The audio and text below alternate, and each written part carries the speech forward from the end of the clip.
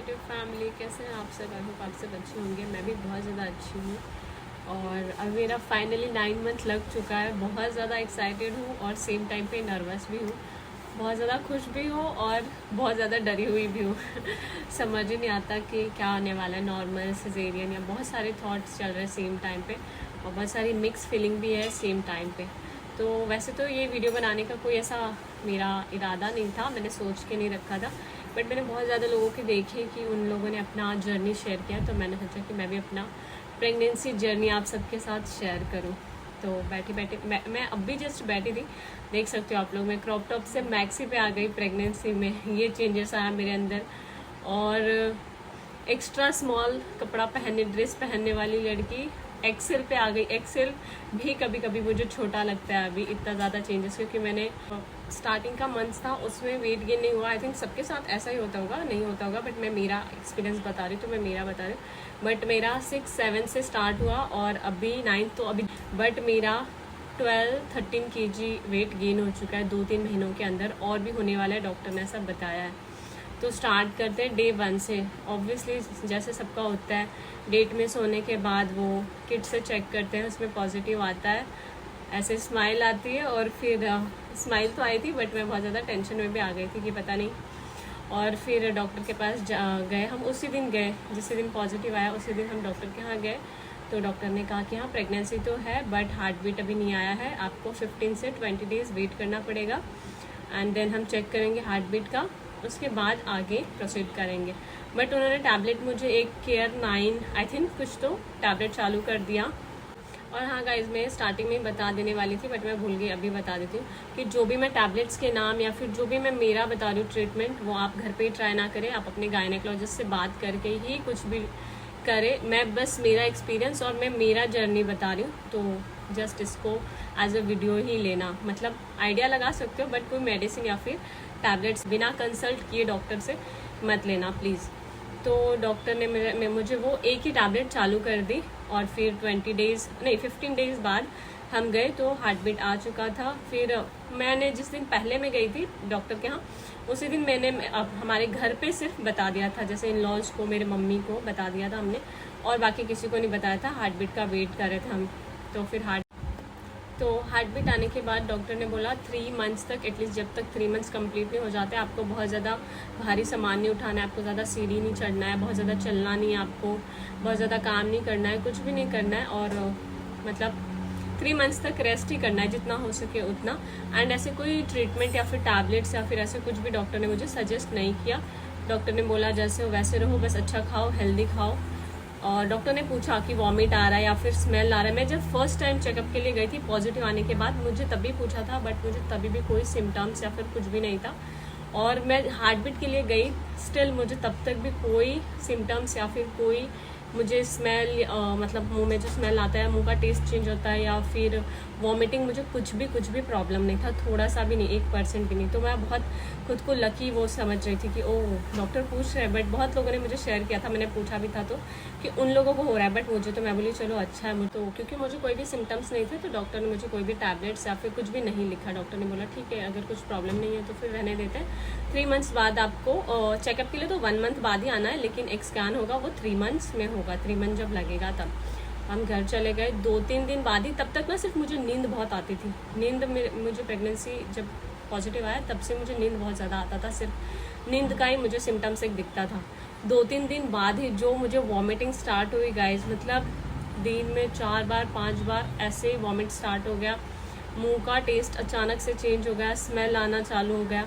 But मैंने 2-3 दिन wait किया कि देखते हैं, बट फिर आई थिंक 10 डेज तक मैंने ऐसे इग्नोर किया कि होता है, सबको होता है, तो इसका शायद कोई ट्रीटमेंट नहीं होगा। बट इतना ज़्यादा वो, मतलब मुझे वॉमिटिंग होने लगा कि मेरा बीपी लो हो गया। फिर हम डॉक्टर के पास गए तो डॉक्टर ने बोला मैंने तो पहले आपको पूछा था, बट ठीक है तब नहीं हो रहा था, बट अब चालू हो गया, थोड़ा लेट चालू। फिर डॉक्टर ने मुझे एडमिट करके थोड़े 3-4 घंटे के लिए वो ग्लूकोज या फिर जो भी पानी, सलाइन जो भी बोलते हैं गाइस, मुझे आइडिया नहीं है डॉक्टर वाले लैंग्वेज में, तो वो उन्होंने मुझे चढ़ाया। एंड क्योंकि मेरा बीपी बहुत ज़्यादा लो हो गया था एंड वेट भी उतने ही दिनों में मेरा 2 kg वेट लॉस हो गया था, तो उन्होंने वो किया। फिर मुझे टैबलेट्स चालू कर दिए, वॉमिटिंग के 3 टैबलेट आई थिंक चालू कर दिए, मॉर्निंग में 2, इवनिंग में 1, और और भी कुछ कुछ टैबलेट्स चालू किए उन्होंने फिर मुझे, और फिर बोला कि आप 1 वीक बाद भी आप मुझे चेकअप के लिए आ जाओ और बताओ कि कैसा रह रहा है। बट वो टैबलेट लेने के बाद मुझे वॉमिट होता था 1-2 बारी,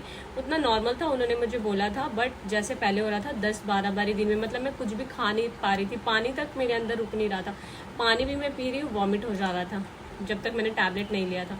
फिर डॉक्टर ने जब टैबलेट दे दिया उसके बाद वॉमिटिंग वाला प्रॉब्लम थोड़ा सॉल्व हो गया, बट खाना बिल्कुल भी कुछ भी अच्छा नहीं, मतलब इतना ज़्यादा स्मेल का प्रॉब्लम होने लगा था मुझे, खाना बनाने भी जा रही हूँ तो भी मुझे बहुत ज़्यादा स्मेल, और मैं उस टाइम पे ससुराल में ही रह रही थी, मुझे टिफ़िन विफ़िन भी बनाना पड़ता था, मतलब बहुत ज़्यादा प्रॉब्लम हो रहा था मुझे उस टाइम पे। 3 मंथ्स तक तो मुझे लगता है बहुत ज़्यादा दिक्कत हुआ, 4 मंथ तक मुझे बहुत ज़्यादा वॉमिटिंग हुआ।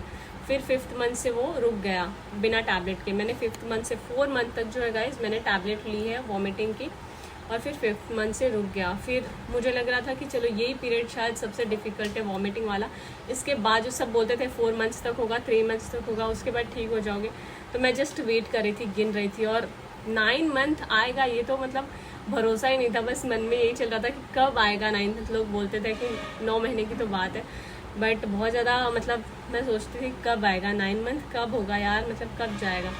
इतना ज़्यादा डिफ़िकल्ट, आई नो सबको डिफ़िकल्टी होती होगी, सबकी प्रेगनेंसी अलग अलग रहती है, सबको कुछ वुमेंस कुछ जो प्रेग्नेंट लेडी रहते हैं उनको शायद मेरे से ज़्यादा प्रॉब्लम होती होगी, मैं अग्री करती हूँ, बट मुझे मेरी प्रॉब्लम्स बहुत ज़्यादा और बहुत ज़्यादा बड़ी लगती थी कि पता नहीं क्या है, कब तक चलेगा यही सब, मतलब कब तक होगा। मेरा वीडियोज़ बनाने का काम वाम सब रुक चुका था, मैं कुछ भी नहीं कर पाती थी क्योंकि वॉमिट से मतलब इतना वीकनेस आ जाता था, खाने का कुछ भी मन नहीं करता था, कुछ भी नहीं खा पाती थी मैं, बहुत कम, मतलब वो भी बहुत ज़बरदस्ती, क्योंकि सब लोग बोलते थे अरे नहीं खाओगे तो बेबी का डेवलपमेंट नहीं होगा, बेबी मतलब ग्रोथ नहीं कर हो पाएगा उसका, इसीलिए खाओ। फिर जब 3 मंथ्स हुए तब डॉक्टर ने स्कैन दिया, स्कैन में वो एंटी स्कैन आई थिंक बोलते हैं, उसमें सारे पार्ट्स वार्ट्स दिख जाते हैं, वो सब नॉर्मल था। उसके बाद उसी के बीच में मेरा ब्लड टेस्ट हुआ जिसमें मुझे पता चला कि थायराइड, मेरी लाइफ में मुझे फर्स्ट टाइम पता चला कि मुझे थायराइड भी है, और बहुत ज़्यादा था। फिर डॉक्टर ने उसके भी टैबलेट्स चालू कर दिए मॉर्निंग एंड इवनिंग दोनों टाइम। तो थायराइड का मैं टैबलेट तो लेने लगी, बट उसको हाइपोथायरॉयडिज्म बोलते हैं आई थिंक, जिसमें ना वेट गेन नहीं हो पाता शायद, अगर मैं सही हूँ तो, मुझे एग्जैक्ट नहीं पता, बट ऐसा ही कुछ है जिसमें वेट गेन नहीं हो पाता नॉर्मली इंसान का। तो मुझे वो भी स्ट्रेस आ गया कि पता नहीं कैसे होगा। बट मेरी जो डॉक्टर है, जो गायनेकोलॉजिस्ट है, वो बहुत चिल्ड है, मतलब उनको कुछ भी मैं प्रॉब्लम तो वो ना बहुत ज़्यादा हाइपर नहीं कर देती है, वो बहुत ऐसे अच्छे से प्यार से बहुत चिल्ड होके समझाती कि ऐसा कुछ नहीं होता, हो जाएगा सब, बहुत पॉजिटिव रहती है, अगर बोलूँ तो बहुत पॉजिटिवली वो हर चीज़ को हैंडल करती है। तो उन्होंने बोला कि नहीं कुछ प्रॉब्लम नहीं होगा, सब ठीक होगा। फिर ऐसे ही चल रहा था। फिर 4th मंथ 5th मंथ में भी मतलब हर दिन अलग अलग प्रॉब्लम्स, आज अलग प्रॉब्लम, आज यहाँ पेन, आज वहाँ पेन, आज खाने का मन नहीं, आज चक्कर आ रहा है, आज एसिडिटी हो रही है, ऐसे सब अलग अलग ही प्रॉब्लम्स चल रही थी। ऊपर से घर वालों का भी बहुत प्रेशर कि ये खाओ, वो करो, ऐसा करो ताकि सब अच्छा रहे, चल रहा था, ऐसे सब कुछ चल रहा था। वैसे तो अगर देखा जाए तो 2nd ट्राइमेस्टर जो होता है ना, 5th month 6th month and 7th month, ये ना सबसे बेस्ट होता है आई थिंक, मैंने जहाँ तक एक्सपीरियंस किया अभी तक। और इसको डॉक्टर के लैंग्वेज में या फिर ऐसे प्रेगनेंसी वाले लैंग्वेज में बोलते भी हैं कि honeymoon period of pregnancy, because इसमें थोड़ी सी कम प्रॉब्लम होती है। मुझे जब ये चल रहा था ये 2nd ट्राइमेस्टर, तब मुझे तो प्रॉब्लम लग रही थी, बट जैसे मेरा 7 मंथ ख़त्म हुआ तब और ज़्यादा प्रॉब्लम्स बढ़ गई, तो मुझे समझ आया कि नहीं सही है, बिकॉज स्टार्टिंग के 3 मंथ्स भी बहुत ज़्यादा प्रॉब्लम होती है, मुंह का टेस्ट एकदम ख़राब हो जाता है, खाना अच्छा नहीं लगता, प्लस वॉमिटिंग बहुत ज़्यादा होती है, और नया नया रहता है ना, और ऊपर से जिनकी फ़र्स्ट प्रेगनेंसी, जैसे मेरी फ़र्स्ट प्रेगनेंसी है या फिर जिसकी भी फ़र्स्ट प्रेगनेंसी होती है, तो मतलब बहुत डिफ़िकल्ट है वो झेलना, वो सब कुछ मतलब मैनेज करना। तो अगर आपकी फैमिली सपोर्टिव है तो फिर ठीक है, मतलब इमोशनली एंड मतलब फिज़िकली भी, जैसे आपके कामों में भी हेल्प कर दे, या फिर आपको थोड़ा सा रेस्ट करने दे, या फिर आपको समझे, अंडरस्टैंड करें कि हाँ प्रॉब्लम्स होती है। वरना बहुत लोग होते हैं बोलते हैं हाँ ये तो सबके साथ होता है, वैसा नहीं होना चाहिए। और इस चीज़ में मैं हस्बैंड एंड मेरी मम्मी, इन दोनों के वजह से बहुत लकी हूँ, बिकॉज मेरी पूरी प्रेगनेंसी में मेरे हस्बैंड एंड मेरी मम्मी ने, मेरे सोनू मोनू ने बहुत ज़्यादा ध्यान रखा है, मेरा बहुत ज़्यादा किया है। तो फर्स्ट ट्राइमेस्टर होता है वो भी डिफ़िकल्ट होता है, एंड अभी जब मेरा 3rd ट्राइमेस्टर लगा तो मुझे समझ आया कि नहीं, बीच का जो 2nd ट्राइमेस्टर होता है ना गाइज, वो सच में हनीमून पीरियड ऑफ प्रेगनेंसी ही होता है, इसीलिए उसको बोलते हैं। क्योंकि थर्ड ट्राइमेस्टर में बेबी बम भी बहुत ज़्यादा दिखने लगता है और बेबी का ग्रोथ भी हो चुका रहता है। तो सबसे ज़्यादा जो दिक्कत आती है वो उठने बैठने में होती है, सोने के टाइम करवट लेने में होती है, नींद ही नहीं आती। पहली बात तो ना, जो मेरा 8 मंथ था मुझे नींद ही नहीं आई अच्छे से, क्योंकि पैरों में इतनी स्वेलिंग, अभी भी मेरे पैरों में इतनी स्वेलिंग हो रखी है और मतलब नींद ही नहीं आती। बेबी बम की वजह से भी कंफर्टेबल नहीं होता सोने के टाइम। और एसिडिटी प्रॉब्लम भी मुझे बहुत ज़्यादा सभी को हुआ। मेरे कुछ फ्रेंड्स भी हैं, सेम टाइम हमारा है, ड्यू डेट भी सेम है, तो मैं उन लोगों से भी पूछते रहती हूँ, तो वो लोग भी बताते हैं कि नहीं सेम प्रॉब्लम है उन लोगों को भी। तो नींद भी नहीं आती और बहुत मतलब इरिटेट बहुत जल्दी हो जाते हैं उस टाइम पे। और फर्स्ट ट्राइमेस्टर के ना एकदम ऑपोजिट होता है, मतलब फर्स्ट ट्राइमेस्टर में आपको कुछ अच्छा नहीं लगेगा, खाने का मन नहीं होगा, बट थर्ड ट्राइमेस्टर में मेरे साथ तो ऐसे हो रहा है ना कि मतलब इतनी ज़्यादा भूख लगती है, कितना भी खाओ बट भूख भूख भूख लगा रहता है। और खाने को जाऊँगी तो एसिडिटी होगा, ऊपर से टैबलेट्स भी चालू रहती है। हालांकि मैं बहुत ज़्यादा मिस कर देती हूँ एसिडिटी की वजह से, मैं बहुत टाइम तो आयरन एंड कैल्शियम की टैबलेट भी मिस कर देती हूँ। डॉक्टर ने प्रोटीन पाउडर जो है वो स्टार्टिंग मंथ से बताया था मुझे, बट मैंने नहीं लिया क्योंकि मुझे उसके स्मेल से बहुत जल्दी वॉमिटिंग हो जाती है। तो डॉक्टर ने बोला, मैंने फ्लेवर भी चेंज करके देखा बट स्टिल मुझे नहीं जम रहा है, मुझे उससे वॉमिटिंग ही हो जा रही है। तो फिर मैं नहीं पीती, मुझे दूध तक नहीं जमता, बट फिर भी मैंने दूध दही डाइट में ऐड कर दिया।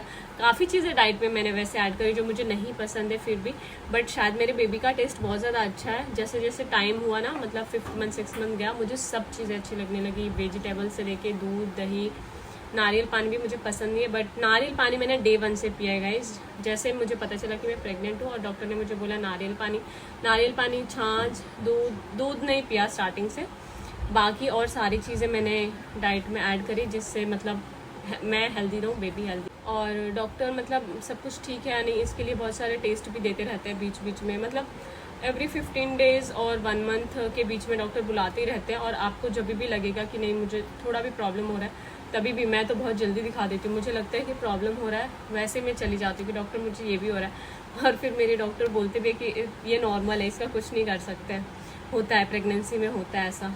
तो फिर मैं मतलब फिर भी मेरा काम है उनको बताना, वो बोल देते हैं कि हाँ ये नॉर्मल है, तो मैं भी थोड़ा शांत हो जाती हूँ कि चलो ठीक है, नॉर्मल है ना तो ठीक है।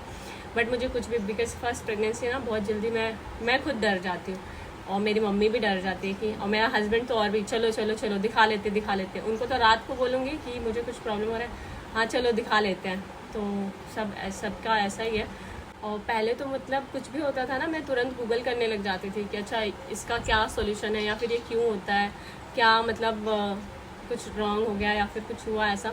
अभी मैंने कम कर दिया बिकॉज उसके वजह से भी स्ट्रेस बढ़ जाता है। मतलब मैं बहुत ज़्यादा गूगल करने लगी थी कि ये ऐसे कैसे होता है, ये वो।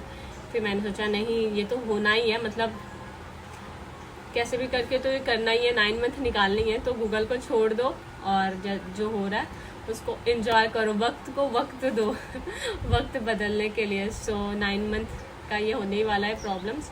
बाकी डिलीवरी वाला टेंशन तो है अभी बहुत ज़्यादा, लड़की सी सेक्शन होगा या नॉर्मल होगा तो कैसे होगा, सिजेरियन होगा तो कैसे मैनेज होगा।